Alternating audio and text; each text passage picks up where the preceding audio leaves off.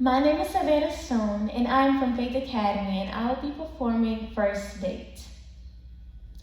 I suppose every girl dreams about what it will be like when she goes on her first date. I know I did, for months. No, make it years before I ever had a real date. I daydreamed about how it would be. And I don't mean vague daydreams like some guy will ask me to go out with him. I mean specific daydreams like Kurt Andrews will call me, and when I say hello, he'll say, "You're the most beautiful girl I've ever seen, and I hope you do me the honor of attending the harvest dance with me." I daydreamed of how the dance would go too. Kurt would bring me flowers. Not ordinary flowers. Something unusual, something exquisite. A bouquet of tiger lilies, perhaps? Or a nosegay of violets and baby orchids. He'd help me with my coat and open the door of his Porsche for me, and while we drove to the dance, we'd have a scintillating conversation on a variety of topics.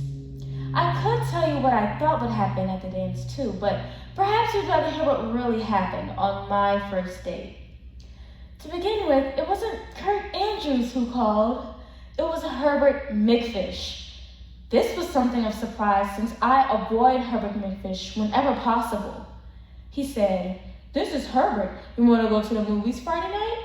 I said, "You mean with you?" And he said, "Of course I mean with me, stupid. Why do you think I'm calling you up?" At that point, I had to make a decision. Did I want the experience of going on a real date badly enough to say yes to Herbert?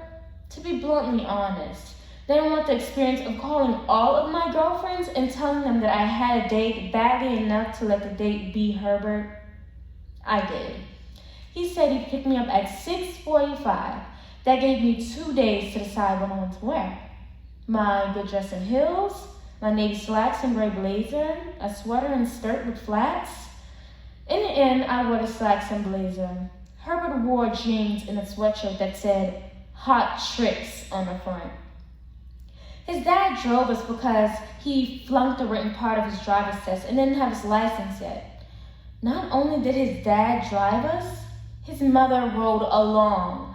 She asked so many questions that me and Herbert barely had any time for scintillating conversation. The movie was terrible. It was a senseless plot with lots of blood and violence. I went to the restroom twice just so I wouldn't have to watch. In my daydreams, the dance was always followed by a late candlelight supper with soft music in the background.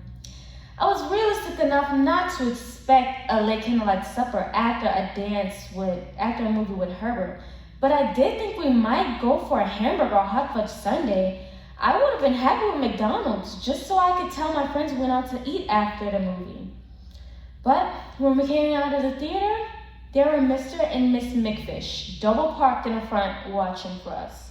Miss McFish got out of the car and waved and shouted, "Herbie, over here!" She had her hair in rollers. I devoutly prayed no one I knew could see me. After the ride home was mercifully over, Herbert walked me to my front door. I lied and told him I had a good time. In my daydreams, Kurt Andrews always gave me a kiss goodnight. Herbert couldn't. Not with his parents watching us. I was glad about that. There's some things I just simply don't want to experience, even if I get to tell my friends. I am Savannah Stone.